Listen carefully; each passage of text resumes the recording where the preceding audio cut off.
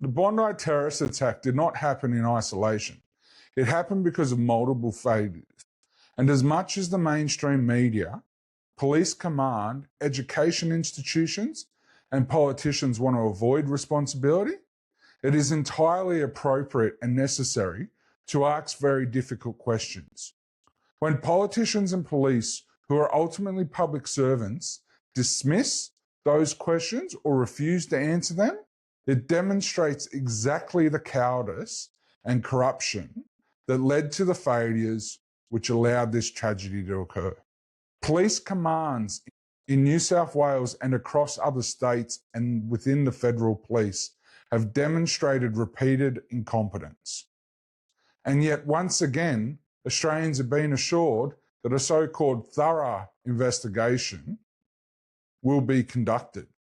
The reality is simple. It can be reasonably argued that Australians no longer believe the police.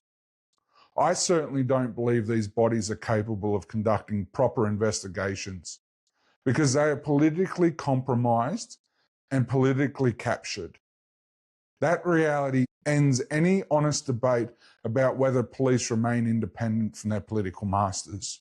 I'll give Anthony Albanese a tip. What terrorists want more than to divide us, and what they are counting on, is that you and your gutless, personally motivated, low intelligence cabinet of ministers continue to refuse to acknowledge reality or take decisive action.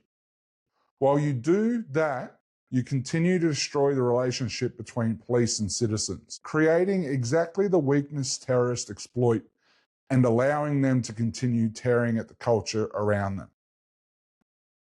And let me be very clear about this as well.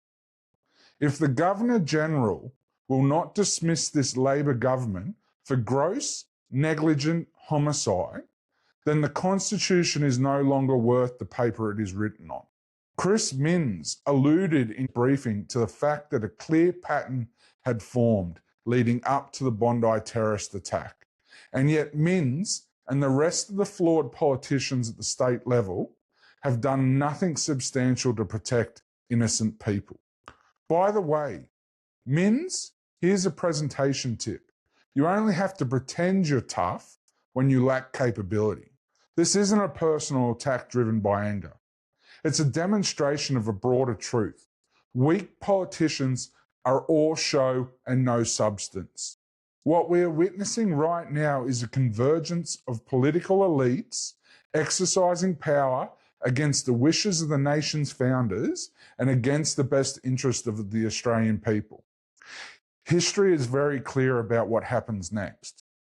Civilizations collapse under this exact pressure. One of the defining characteristics of a collapsing civilization is the adoption of tribal, totalitarian, collectivist ideology. That is when society stops seeing individuals and starts seeing groups.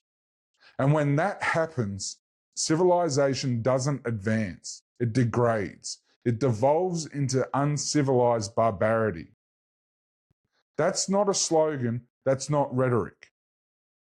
I'm paraphrasing my understanding of the work of Professor Victor Davis Hanson, a historian who has spent decades studying how civilizations rise and how they fall.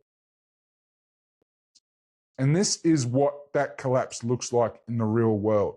It looks like two gunmen slaughtering 15 defenseless people who are enjoying a Sunday afternoon at Bondi Beach.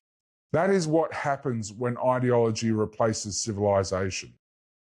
That is what happens when leaders abandon responsibility. And that is what happens when a society refuses to confront reality until it is standing in blood. Restricting firearms while police cannot be relied upon leaves ordinary Australians unable to protect themselves or their families. Whether people like that truth or not, it is a reality. What happened in Bondi is evidence of that fact. This tragedy is the result of gross political incompetence, systemic corruption, failed policing leadership, and the media class more interested in narratives than truth. These are the factors that allowed the Bondi terrorist attack to occur. Every single politician in the federal parliament, along with former politicians including John Howard, John Anderson, Tony Abbott, and Scott Morrison, as well as current and former state politicians across the country, share responsibility. Many of you have participated in this system for decades. And the two-party system bears responsibility for every single death in Bondi. Because preferential voting demands loyalty to party power rather than loyalty to the country, the state, the electorate, or the people who put representatives into parliament.